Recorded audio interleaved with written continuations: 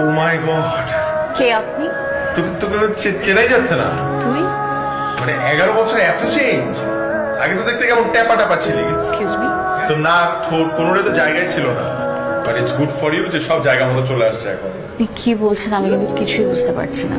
তোর বুঝা লাগবে না। আয় আয় আয় কাহা কাম। এক্সকিউজ মি, কি আশ্চর্য! মা, কে আপনি? কাকে যাচ্ছেন? আমি তো জহুরা খালার বাসায় আসছি। এটা কানিজদের বাসা না, আর জোহরা আন্টি উপরে ফ্ল্যাটে থাকে। সরি আন্টি, মানে ওকে দেখতে ভালো লাগছে, শাড়িতে খুব সুন্দর লাগছে। জিতু, তুই কখন কিভাবে? একটা ফোন দিবি না? তোর মাও তো কিছু বললো না। Surprise surprise. তুই কেমন আছিস? পারবো না। খা না বাবা, বিদেশে থাকিস, দেশের খাবার তো খাওয়াই হয় না। মন ভরে খা।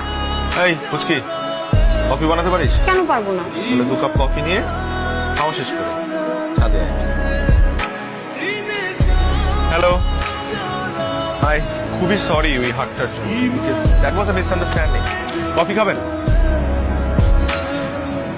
থ্যাঙ্কস।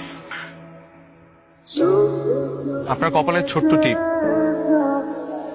এটা কিন্তু হিরোশিমার ওই ভয়াবহ অ্যাটম বোমের থেকেও বেশি ভয়ানক।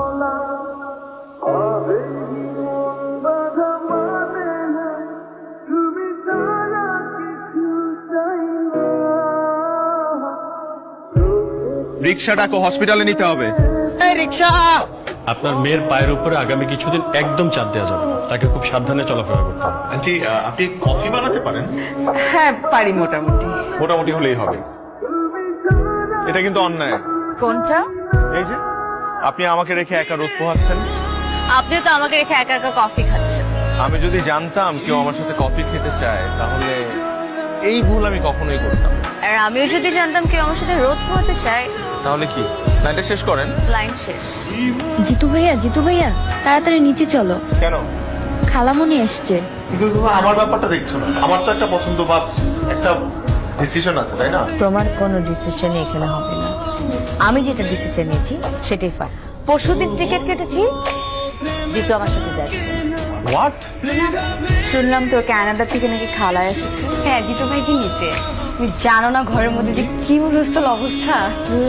কি আর হবে, আমার খালামণি তো ভাইয়ের জন্য কানাডিয়ান মেয়ে পছন্দ করেছে। তা আমার ভাই কানাডা ফানাডা মেয়ে বিয়ে করবে না। তো কাকে বিয়ে করবে? ওই দিন বলছিল কি নীল শাড়ি পরা মেয়েকে দেখেছে, কপালে টিপ। আচ্ছা শোন, তোর ভাইকে সে বল ওই নীল শাড়ি পরা মেয়েকে এত ভালো লাগলে তাকে প্রপোজ করতে। আসসালামু আলাইকুম আন্টি। আন্টি আপনার ছেলে কিন্তু লাখে একটা। আন্টি আপনার ছেলেকে আমার সাথে বিয়ে দিয়ে দিন। আপনাকে সবসময় আমি আমার পাশে রাখবো। আমি হবো আপনার পারফেক্ট বান্ধবী। গাড়িতে উঠুন।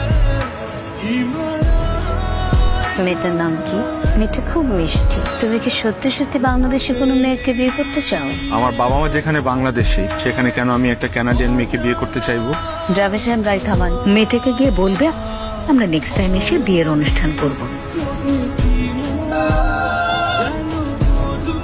আমি তো শাড়ি দাঁড়িয়েছিলাম ট্রেনটা দেখবো বলে। জানি তুমি তোমাকে দরকার, তোমার ঘরের ছাদটা দরকার, এবং সেই ছাদে বসে দুজন মিলে আকাশ দেখা দরকার।